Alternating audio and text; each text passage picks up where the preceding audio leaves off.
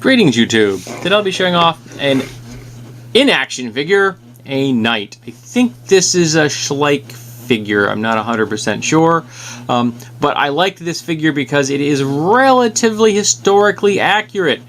This is a person that is in combat with weapons that they would have actually used in hand-to-hand combat. The sword was not going to be used a whole lot in combat against other knights because it isn't all that useful. It's pretty much a badge of office most of the time, useful against unarmored targets. Then you have a dagger on this side, which is nicely done, useful against everyone at any social status. Then we have a shield. I think the shield's a little on the small side of to my opinion, but that's not too bad. It's still useful. But the weapon, the reason it really attracted me is he's using a warhammer. And this is an actual warhammer.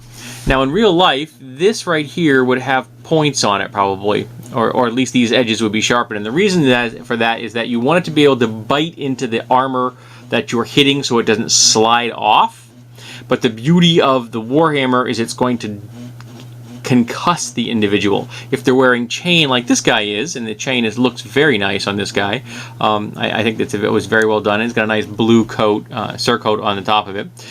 If you're wearing chain, that impact is going to be, for the most part, transferred through the chain to the person inside, going to be doing, tissue damage. If they are wearing heavier armor, or if you're hitting them in the helmet, which is solid steel, you have the potential for denting the helmet or denting the armor. And if you dent the armor on their body or at a joint or something, or the helmet, it stays dented. So you've impacted that point. That is now impairing the person wearing the armor. And if you hit them hard enough, you may be putting constant pressure on them in a way that could very quickly debilitate them. That weapon right there, I saw, I'm like, oh, that's awesome. This guy is actually kitted out the way a knight would be kitted out for going into combat against other people in armor.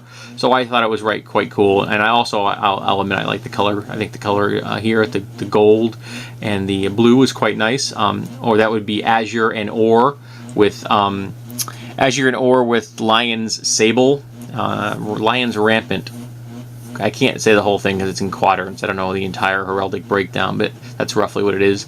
You've got quadrants. The lion rampant facing sinister. They're facing the left. They're sable because they're black. Blue is azure. Yellow or gold is ore. So there you go. Quick heraldic lesson from the top of my head. So overall, I was quite impressed by this little figure. I picked it up on sale at Tractor Supply of all places. They were selling it. And I picked it up for like $2.50, something like that. So I thought, yeah, that's a pretty good price. I'll pick that up, add it to my collection. He looks nice. And he's kind of somewhat authentic. And if someone ever needs an example for a role-playing game, what a knight actually looks like, a guy who goes out there to hit somebody with in weapons, I can go, this is what they look like.